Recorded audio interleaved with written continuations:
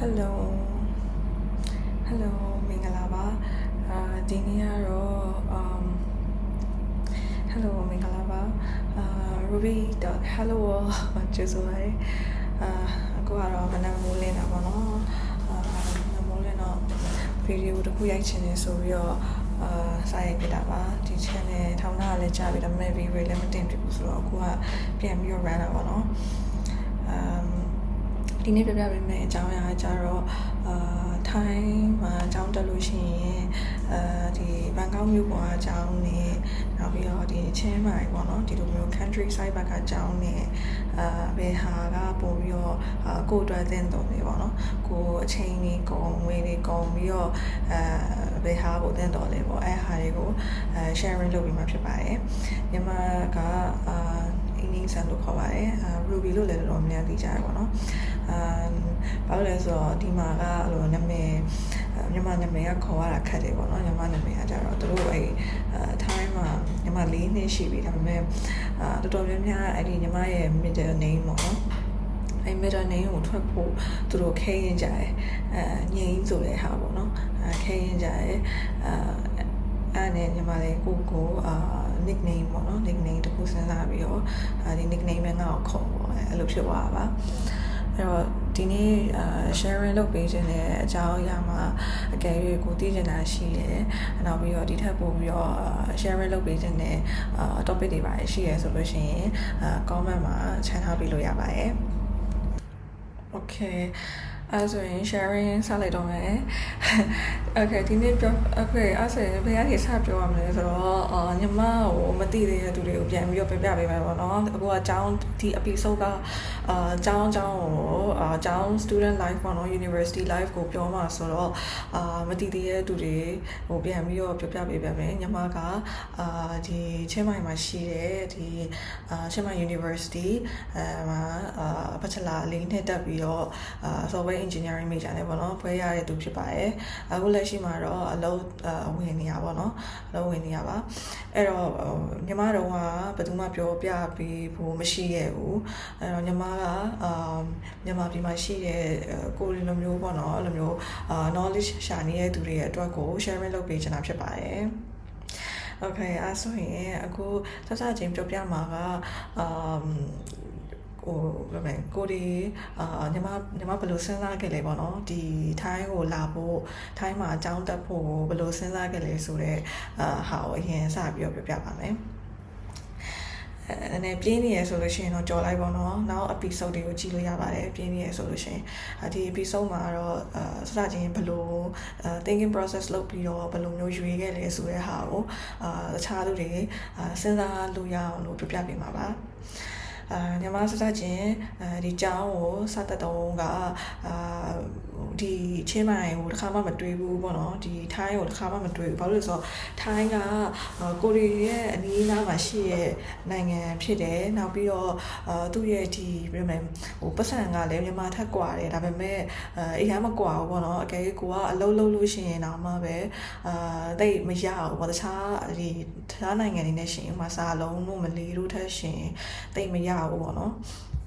အဲ့တော့ထိုင်းကိုတည်းတိတ်မတွေးခဲ့ဘူးအစတော့ကဂျပန်သွားချင်တာဆိုတော့ဂျပန်စာလေးပြောတတ်တယ်ပေါ့နော်ညီမကဂျပန်စာN4 လုပ်နေတဲ့အချိန်ပေါ့အဲ့ချိန်တော့N4 လုပ်နေတဲ့အချိန်မှာဆက်မလုပ်ဖြစ်တော့ဘဲနဲ့ဒီတငယ်ချင်းပေါ့နော်ညီမသူတို့ကောင်းအဓိကတော့သူတို့ကောင်းတာပါညီမရဲ့တငယ်ချင်း2ယောက်ရှိတယ်အဲ့2ယောက်က UCS ဆိုရင်မှာစတည်ရပါတော့ညီမအစ UCS ဆိုရင်အကြောင်းကUCS ဆိုရင်မှာဟိုအထိတက်ဖို့တဲ့တရား first semester အထိတက်ဖို့တဲ့အဲ့ချိန်တော့သူတို့ဒီကိုဗစ်ဖြစ်တာတွေနဲ့အကြောင်းပိတ်သွား university ပိတ်သွားတော့ညီမအဲ့တော့လည်းအလုပ်လုပ်တယ်အဲ့တော့လည်း intern ကမသိဘူးစင်းနေတာဒါပေမဲ့အဲ့ချိန်မှာ intern ကလည်းအာနာသိန်းတော့ intern ကလည်းlayoff ဖြစ်သွားတယ်layoff ဖြစ်သွားပြီးတော့အဲ့ချိန်မှာဘယ်လိုလုပ်ကြမလဲဆိုရင်စဉ်းစားရင်းနဲ့ပေါ့နော်စိတ်တွေကလည်းရမ်းမွန်းချက်နေတဲ့အချိန်မှာဂျပန်ကိုသွားချင်တာအဲ့ဒါဂျပန်အကြောင်းကိုရှောက်တယ်အဲ့တော့Nagoya University ပေါ့နော်Nagoyaအကြောင်းနာမည်အတီးကြောက်တော့မှတ်မိရောဒါပေမဲ့Nagoyaကအဲ့ Technical University ကိုရှောက်တာဒါပေမဲ့IELTS မရှိဘူးညီမဂျိုလင်ကိုနဲ့ပဲရှောက်တာဖြစ်တဲ့အတွက်ကြောင့်မလို့ဝင်ခွင့်တွေပိုင်းလည်းမရခဲ့ဘူးပေါ့နော် ကမှလည်းမရခဲ့ဘူးနောက်ပြီးတော့အဲ့ချိန်မှာဟိုကလည်းစီကြည့်ရ application fee ကလည်းစီကြည့်ဘာလို့လဲဂျပန်ကအကြောင်းလျှောက်တဲ့ဟာဖြစ်တဲ့ကြောင့်မလို့application fee ကလည်းဒီမျိုးဈေးနည်းနည်းများတယ်အဲ့နဲ့တကယ်ချင်းတယောက်ကကျတော့သူကဒီထိုင်းမှာအကြောင်းတက်ဖို့သူကလည်းစိတ်ရင်းသွင်းလိုက်တယ်ပေါ့နော်အဲ့နဲ့သူ့ကိုမေးကြည့်တော့သူကလည်းချင်းမိုင် University ကဈေးတက်တာတယ်ဆိုပြီးတော့အဲ့တော့အများကြီးစဉ်းစားတယ်ဘန်ကောက်နဲ့ချင်းမိုင်နဲ့ဘယ်ဟာတက်ရမလဲဆိုပြီးစဉ်းစားတယ်ဒါပေမဲ့ဖြစ်ချင်တော့ကိုရီးယားဘတ်ဂျက်တမှာပေါ့နော်အဲ့တော့အဖေကကျမကြီးမကောင်းသူကိုပြောတယ်ကျမကြီးမကောင်းသူစုထားတဲ့ပတ်စံလေးနဲ့ညီမကိုအကြောင်းထားပေးမယ်လို့ပြောတယ်ပေါ့နော်အဲ့တော့ညီမကလည်း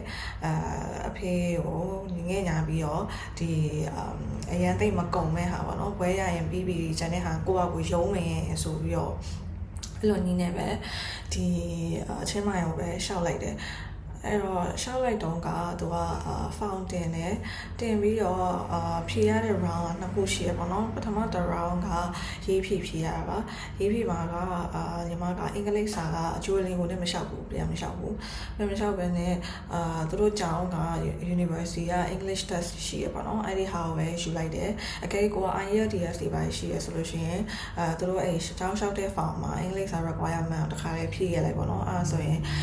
ကျောင်းက University ဘက်က English test ကိုဖြည့်စရာမလိုဘူးပေါ့နော်ဒါပေမဲ့ကျောင်းဘက်က English test ကပို့လွယ်တယ်ညီမတို့ကအဲ့တော့ကဒီ IELTS က exam fee ကဈေးရန်ကြီးရယ်ညီမမလေးအဲ့တော့ဈေးရန်ကြီးဒေါ်လာနဲ့တွင်ရအဲ့တော့မနိုင်ဘူးပေါ့နော်ကိုကနေကိုလည်းဖြည့်ချင်တယ်အိမ်ကလည်းမတောင်းချင်ဘူးဆိုတော့မနိုင်တော့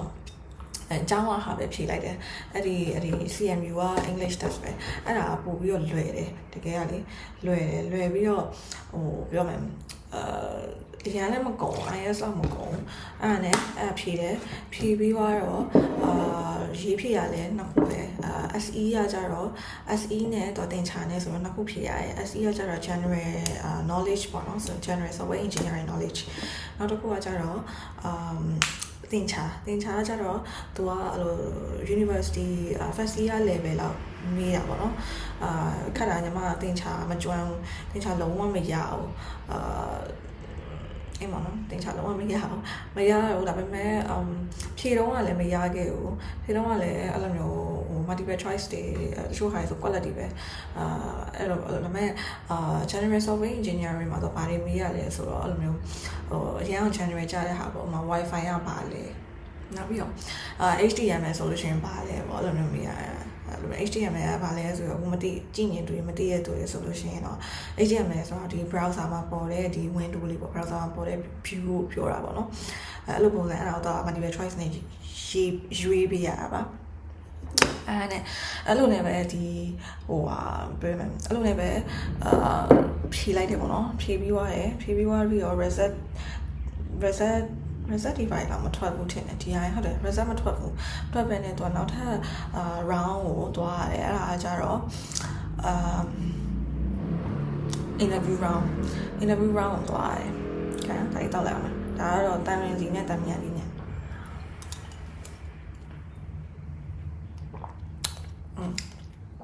interview round တော့ရတယ် interview round မှာတော့ကိုလိုမျိုးဘာတွေလုပ်ဖူးလဲကိုကြောင့်မိတ်ဆက်ရတယ်ပြီးရင်ကိုဘာတွေလုပ်ဖူးလဲအရင်အောင်လုပ်ဖူးတာ project တွေရှိလားအဲ့လိုမေးတယ်ဒါပေမဲ့ကိုရီးယားတော့အမှန်တိုင်းပဲပြောရတာပေါ့နော်ဟုတ်တယ်ငါရင်တော့အဲ့လိုပဲငါတို့နိုင်ငံမှာလည်းကွန်ပျူတာကျောင်းရှိတယ် UCS ဆိုတဲ့ကျောင်းရှိတယ်ပေါ့နော် University of Computer Study ရန်ကုန်ပေါ့အဲ့ဒီမှာငါကျောင်းတက်တာတရီး first semester ထိပြီးပြီအဲ့တော့ငါ project တွေရတယ်အချို့ project တွေလည်းလုပ်ဖူးတယ်ဒါပေမဲ့အခုက university ကလည်းပိတ်ထားတယ်ငါအကြောင်းdegree မပြီးသေးဘူးငါဘွဲလိုချင်တယ်အမှန်တိုင်းပြောလိုက်ပြောပြီးတော့နောက်နေ့လဲကြာတော့ကိုကနဲ့စိုးရိမ်တာပေါ့နော်ဆိုတော့ interview round မှာတော့လည်းတိုင်းပြည်ရမကောင်းတော့မိရလည်းပြတ်တယ်မိုးတွေကလည်းရွာတယ်အဲ့တော့ကဖြေတော့အဲ့လို battery နှလုံးနဲ့ power bank တစ်ခုနောက်ပြီးတော့ battery နဲ့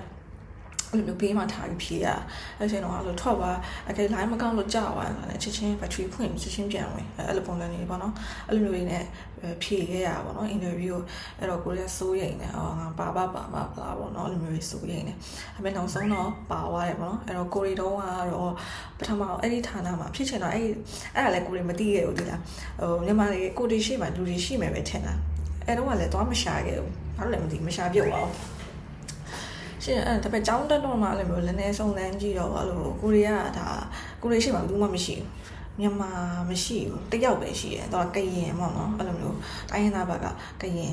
အဲ့လိုမျိုးဆိုတော့အဆက်အသွယ်လေးလည်းမရနိုင်ဘူးပေါ့နော်ဖြစ်ချင်တော့ကိုရီးယားမြန်မာကဒါပထမဆုံးပဲသူတို့ဌာနမှာအဲ့လိုများဆဆပေါ့နော်အဲ့တော့ဘယ်တော့ရောက်လာလဲဆိုတော့9ယောက်မြန်မာ9ယောက်ပါတယ်။ဒါ international student က15ယောက်16ယောက်လောက်ရှိတယ်။အဲ့ဒီမှာမြန်မာက9ယောက်။ညီမတို့တော့ရတယ်ပေါ့နော်။ညီမတို့အတုတ်ကအဲ့ဒါပထမဆုံးလို့ဖြစ်နေတာ။စမ်းသပ်ခိုင်လို့ဖြစ်နေတာပေါ့နော်။အဲ့ချိန်မှာအကြောင်းရောက်သွားတော့လေအဲ့လို activity တွေဆိုလို့ရှိရင်အဲ့လိုမသိရဘူး။တချို့ဟာတွေဆိုမသိရဘူး။အဲ့တော့ဌာနမှာနည်းနည်းကိုယ်ပြတွေဖြစ်နေ international student နဲ့ Thai student နဲ့အဲ့လိုမျိုးကိုယ်ပြတွေဖြစ်နေတာဖြစ်နေတော့တခါကျရင်စိတ်အားငယ်ရပါတော့အလိုငိုချင်တာတွေပါလေဖြစ်တယ်အထီးကျန်တာပေါ့ဒီမှာတကယ်ချင်းပြီးရင်ထိုင်းနေကအင်္ဂလိပ်စာကောင်းလားလို့မေးလို့ရှိရင်ဘယ်လိုပြန်မလဲဆိုတော့ international student ငယ်တဲ့က international school တက်တဲ့အကြောင်းသားတွေက Thai student တွေကကောင်းတယ်အင်္ဂလိပ်လိုပြောလို့ရတယ်ဒါသူတို့ကလည်းကိုရီးနဲ့ဘာလို့အင်္ဂလိပ်လိုပြောချင်တယ်ဆိုတော့သူတို့ကလည်းအင်္ဂလိပ်စာ practice လုပ်ချင်လို့ပါဒီလားအဲ့လို international student တွေနဲ့ဘာလို့တကယ်ချင်းလုပ်ချင်လဲဆိုရင်တော့သူတို့ကအင်္ဂလိပ်စာ practice လုပ်ချင်လို့အဲ့လိုပုံစံမျိုးအဲ့တော့ထိုင်းနေကအင်္ဂလိပ်စာမပြောတတ်တာမဟုတ်ပါဘူးပြောတတ်ပါတယ်တချို့အရင်မပြောတတ်တဲ့သူတွေတော့မှပဲသူတို့စူးစမ်းပြီးတော့ပြောတယ်ဘာလို့ဆိုတော့ကိုရီးနဲ့သူတို့ကတကယ်ချင်းလုပ်ပြီးတော့သူတို့ရဲ့အင်္ဂလိပ်စာ practice ကိုသူတို့ကလုပ်ချင်တာကိုရီးယားထိုင်းလို့ပြောမယ်ဆိုရင်တော့တချို့ထိုင်းလို့ပြောမယ်ဆိုရင်တော့သူတို့လည်းတစ်ခါကျရင်စိတ်မရှိဘူးဘာလို့ကိုရီးတက်ခေါက်အဲ့လိုပြောတဲ့ဟာစိတ်မရှိတော့သူတို့လည်းအင်္ဂလိပ်လိုပဲပြန်ပြောအဲ့လိုပုံစံဆိုတော့အင်္ဂလိပ်လိုပြောလို့ရတယ်ပေါ့နော်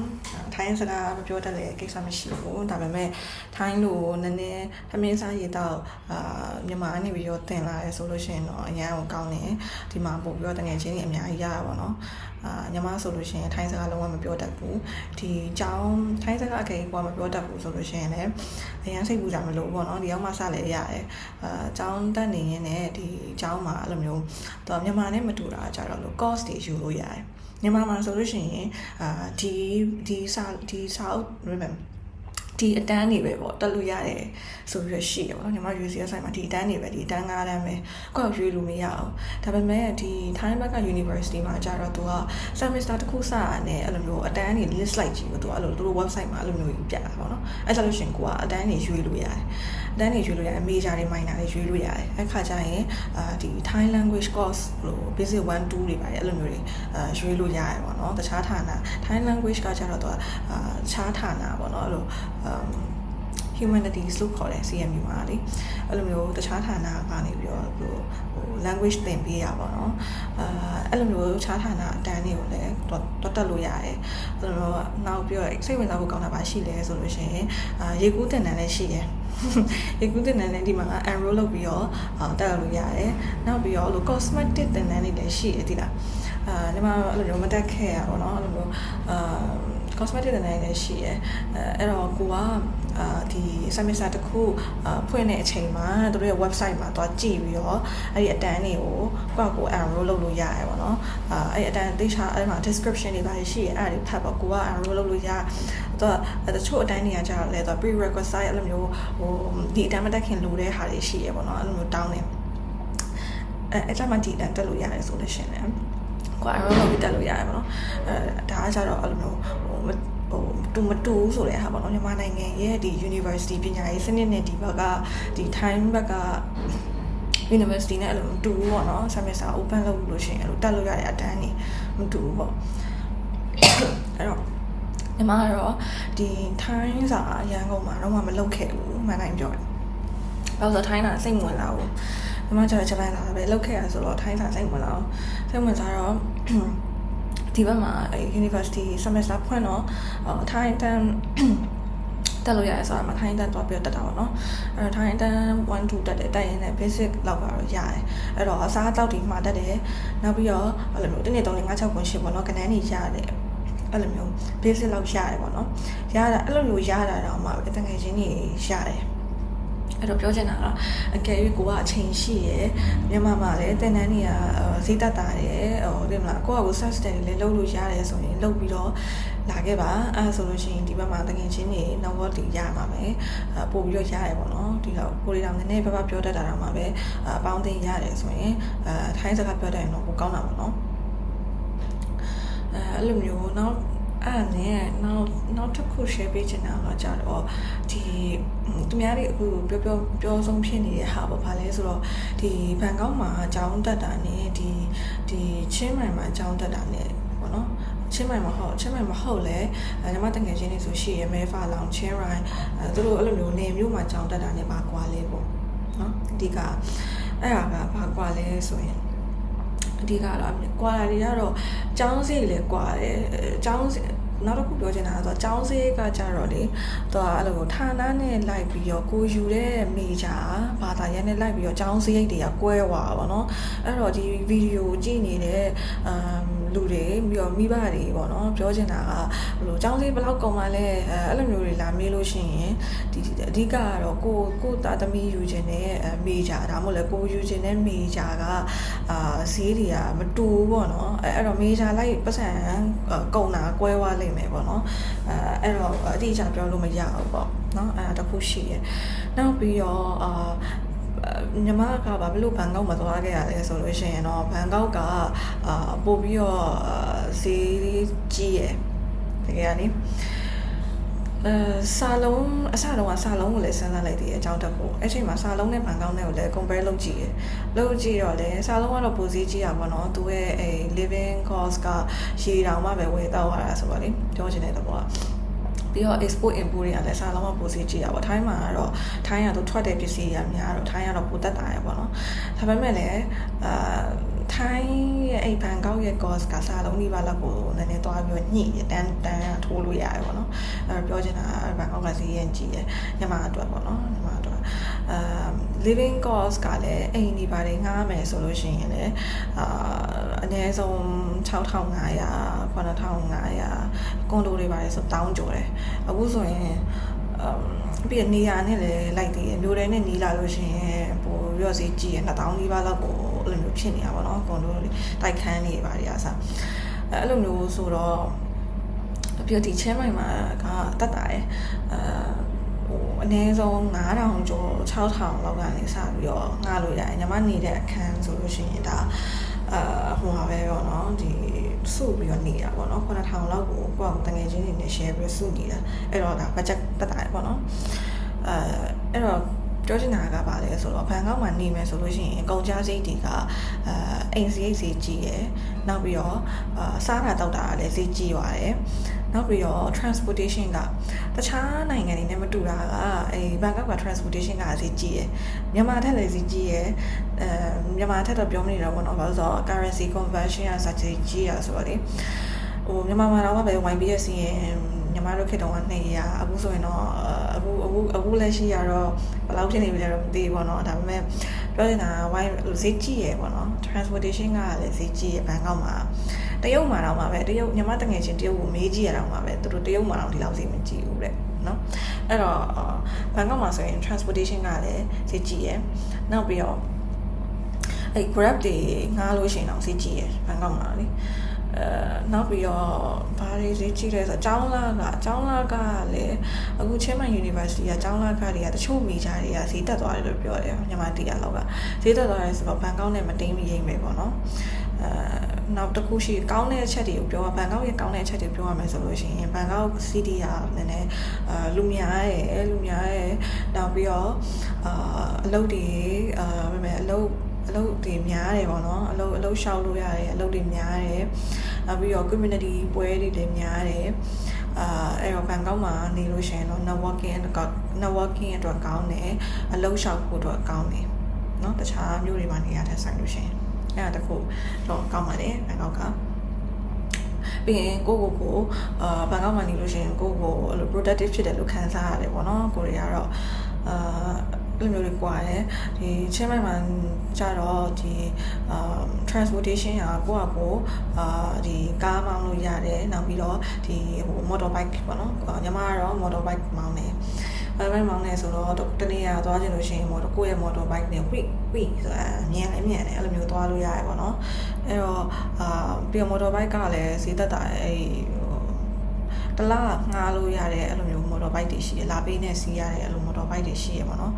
အဲ့လိုဆိုရင်တလားကို3000ပေးရ2000ရှိရအဲ့လိုမျိုးတွေအကယ်ကိုဝယ်မယ်ဆိုလို့ရှိရင်လည်း1000ခွဲနဲ့အထက်ကစားပြီးတော့ motor bike တွေဝယ်လို့ရတယ်ပေါ့နော်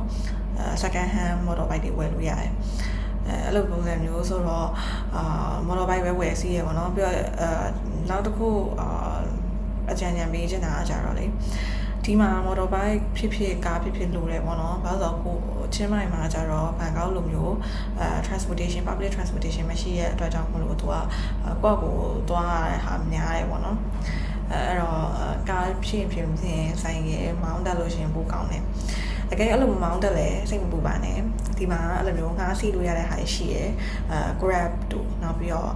in drive တို့နောက်ပြီးတော့board တို့အဲ့လိုမျိုးငှားစီလို့ရတယ်ဈေးလည်းတက်တာရယ်ပေါ့နော်ညီမဆိုရင်အရန်ဝေးတဲ့ခရီးတွေမှာဆိုရင်မမောင်းဘူးအန်ဒီဖြစ်မှာဆိုတော့မမောင်းဘူးဒီဟိုင်း board တို့အဲ့လိုမျိုးငှားလိုက်တယ်ပေါ့နော်ဆိုင်ကယ်လည်းငှားလို့ရတယ်ကားလည်းငှားလို့ရတယ်အဲ့လိုငှားလိုက်တယ်ငှားပြီးတော့လို့သွားတယ်တကယ်ချင်းနေဆိုရင်ကားငှားလိုက်တယ်ပြီးရင် share လိုက်တယ်ပေါ့နော်အဲ့ဒီကားငှားရဟာအဲ့တော့အဆင်ပြေရယ်နောက်ပြီးဒီမှာစားဖို့တောက်ဖို့ကလည်းအရန်တက်တာရယ်ဘန်ကောက်ထက်တက်တာရယ်ဘန်ကောက်ကညီမတကယ်ချင်းနေဆိုရင်ဒီကိုလာပြီးတော့အဲ့လိုဒီကိုရောက်ဖြစ်တယ်ဆိုရင်တို့ကအတက်ကုန်စားတာပေါ့နော်ဆိုတော့ဒီမှာပိုတက်တာရယ်အဲ့လိုမျိုးဆိုတော့အဲ့တော့ဒီအဲ့တော့ညီမရဲ့အကြံဉာဏ်ပဲပေါ့နော်ဒီဘန်ကောက်မှာနဲ့ဘန်ကောက်မှာနဲ့ကျောင်းတက်တာနဲ့ဒီမှာကျောင်းတက်တာနဲ့အဲ့တော့နောက်တစ်ခုကဘာဒီကွာအဓိကနောက်ဆုံးပြောပြပေးချင်တာပေါ့နော်ဗီဒီယိုကလည်းရှင်းပြီလို့ထင်တာပဲဆိုရင်မရှိသေးဘူးမိနစ်20လောက်ပဲရှိသေးတယ်ဆက်နာထောင်လို့ရမယ်ထင်တယ်ဒီတစ်ခေါက်ပြောပြမယ့်ဟာအရေးကြီးရယ်ပေါ့နော်အဲ့ဒါဘာလဲဆိုတော့ကျောင်းပြီးွားရင်ဘာလုပ်မှလဲအဲ့ဒီဟာပေါ့နော်အဲ့ဒီဟာနဲ့ပတ်သက်ပြီးတော့ကိုကကျောင်းနေတဲ့နေရာကိုစဉ်းစားတဲ့တယ်ပေါ့နော်အကယ်၍ဘန်အခုလက်ရှိမှာကတော့ visa situation တွေကဘယ်လိုမျိုးလဲဆိုတော့ဒီချင်းမိုင်မှာအကြောင်းပြီးသွားလို့ရှိရင်သူတို့ ED+ ကိုဘတ်ချလာသမားတွေကြာလို့ရှိရင် ED+ လို့ခေါ်ရပါတော့ visa ကလေအဲ ED+ ကတစ်နှစ်ရမှာပေါ့နော်ချင်းမိုင်မှာအကြောင်းပြီးသွားတယ်ဒါပေမဲ့တစ်နှစ်မရပါဘူးအနည်းဆုံး3လပဲရပါတယ်အဲ့တော့ပြီးတော့ရှောက်ရလည်းခက်တယ်ပေါ့နော်တချို့ဌာနတွေဆိုရင်လည်းမပေးဘူးလို့ပြောတယ်အဲ့လိုပုံစံဆိုတော့ချင်းမိုင်မှာတော့အကြောင်းပြီးသွားလို့ရှိရင်အဲ့ ED+ 1 year ဆိုတဲ့ဟာကိုရဖို့မသေးကြပါဘူး3လလောက်ပဲရမယ်ပေါ့နော်ညီမကတော့ကျောင်းပြီးသွားပြီအခုလေးတွေမှာကျောင်းပြီးရဖြစ်တဲ့ကြောင့်မလို့အဲ့ဒီ ED+ visa ကိုမရှောက်ကြည့်ရသေးပါဘူးဒါပေမဲ့ညီမတကယ်ချင်းနေကတော့3လပဲရပါတယ်သူတို့ဌာနကတော့3လပဲရတယ်နောက်ပြီးတော့ဘန်ကောက်မှာကျောင်းတက်တဲ့တငယ်ချင်းတွေကိုမေးကြည့်ရတော့သူတို့ကတော့ရပါတယ်ကျောင်းပြီးသွားရင်တစ်နှစ် ED+ တစ်နှစ်ရပါတယ်အဲ့တော့အဲ့ဒီဟာတစ်ခုရှိပါတယ်အကယ်၍ကိုက4နှစ်တောင်ပတ်စံပေးပြီးတော့ကျောင်းကို legal တက်တယ်ဆိုလို့ရှိရင်ကိုယ့်ရဲ့အခွင့်အရေးတွေအားလုံးရအောင်ယူရမှာဖြစ်တဲ့အတွက်ကြောင့်မလို့ဘန်ကောက်ကတော့ED+ လည်းရတယ်ပေါ့နော်အဲ့တော့ဘန်ကောက်ကတော့ပိုကောင်းတယ်အဲ့တော့ကိုကပတ်စံ3နိုင်တယ်ဆိုလို့ရှိရင်ဘန်ကောက်ကိုပဲကျောင်းတက်ဖို့အားပေးပါတယ်နောက်ပြီးတော့မတူညီရဲ့ချက်တွေကဘာလဲဆိုလို့ရှိရင်ဘန်ကောက်မှာလက်ရှိcommunity ပွဲတွေရှိတယ်အဲ့ဒါတွေကိုကျောင်းတက်နေနဲ့တွားလို့ရတယ်ဆိုတော့ပြီးတော့ job fair တွေလောက်လာခဲ့တယ်လည်းတွားလို့ရပါတယ်အဲ့တော့ကောင်းတဲ့ချက်ကဘာလဲဆိုရင်ကျောင်းတက်နေနဲ့ကိုက explore လုပ်လို့ရတယ်ဘာလို့ကျောင်းဗီဇာ4နှစ်တောင်ရတာလေ bachelor တက်မယ်ဆိုရင် master တက်မယ်ဆိုလည်းအတူတူပါပဲ2နှစ်ရတာဆိုတော့ အဲ့တော့ဘန်ကောက်မှာကျောင်းတက်တာတော့ပိုကောင်းပါတယ်ကိုကပတ်စံသုံးနိုင်တယ်ဆိုလို့ရှိရင်ပိုကောင်းပါတယ်ကုန်ကြစိတ်ကတော့ဒီနေမျိုးမှာအကြောင်းတက်ထားတဲ့ဆိုင်လို့ရှိရင်2စား3စားလောက်ပိုကွာသွားပါလိမ့်မယ်အိမ်မှာဟင်းမချက်ဘူးအပြင်ကပဲဝယ်စားတယ်အဲဆိုလဲ2စား3စားလောက်ပိုကွာလိမ့်မယ်အကယ်၍ကိုကအဲ့လိုမဟုတ်ပဲအိမ်မှာပဲဟင်းချက်မယ်ဆိုလို့ရှိရင်တော့ချွေတာနိုင်မှာပေါ့နော်ဒါပေမဲ့ညီမလည်းအဲ့လိုပဲအိမ်မှာဟင်းချက်မယ်လို့ပြောထားပေမဲ့လည်းပဲအဲ့လိုအကြောင်းစာတွေနဲ့ရုံးပန်းနေရတာတော့ပြီးရင်အလုပ်တို့ပါအဲ့လိုမျိုးတွေကြောင့်ပေါ့နော်အကြောင်းမျိုးကြောင့်လည်းအိမ်မှာဟင်းမချက်ပါဘူးအိမ်မှာဟင်းမချက်ပဲနဲ့စနေနေ့တွေလောက်ပဲချက်ဖြစ်တယ်ပေါ့နော်အဲ့လိုဆိုတော့အကယ်၍ကိုကအပြင်မှာမစားဘူးအဲ့လိုမျိုးဈေးချွေတာနိုင်နေဆိုလို့ရှိရင်လည်းဘန်ကောက်ကလည်းမဆိုးပါဘူးတကယ်ကိုကိုချက်လို့ရတယ်ဆိုတော့လေအဲ့တော့နောက်တစ်ခုက A few moments later စဉ်းစားကြည့်လိုက်တော့တော်တော်များများပြောခဲ့တယ်လို့ထင်တယ်အဲ့တော့ဒီဗီဒီယိုကြည့်ပြီးတော့သိချင်တဲ့အကြောင်းအရာတွေနောက်ပြီးတော့စဉ်းစားတဲ့ thinking process ပေါ့နော်အကြောင်းတက်မယ်ထိုင်းမှာအကြောင်းတက်မယ်ဘန်ကောက်ယူရမလားဒါမှမဟုတ်ဒီ countryside ပဲယူရမလားပေါ့နော်အဲ့လိုမျိုးစဉ်းစားလို့ရသွားမယ်လို့ထင်ပါတယ်နောက်ပြီးတော့သိချင်တဲ့အကြောင်းအရာရှိတယ်တခုခု topic တခုခုပြောစီချင်တဲ့ဟာရှိတယ်ဆိုလို့ရှိရင်လည်းဒီ comment မှာချက်ထားပေးလို့ရပါတယ်နောက်ထပ် episode တွေလည်းလာဖို့ရှိပါတယ်နောက်ထပ် sharing လုပ်ဖို့လည်းအများကြီးတွေးထားပါတယ်အဲ့တော့အဆုံးထိကြည့်ပြီးတော့လည်းကျေးဇူးအများကြီးတင်ပါတယ်ရှင်တတာ